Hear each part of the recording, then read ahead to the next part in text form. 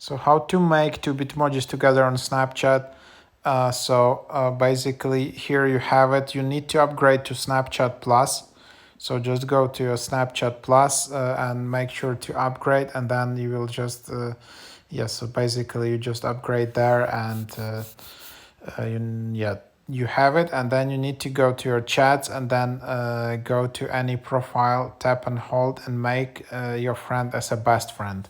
So you can only see these dual Bitmoji avatars with your best friends, and go to your best friend in the top and tap on avatar, and then you will see this dual Bitmoji avatar together here.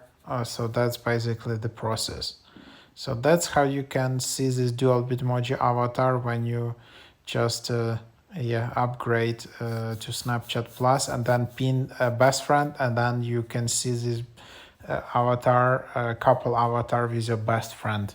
It's not possible to edit or change your avatar. It automatically is updated by Snapchat once per day. So you just go here next day, and then it's just being updated.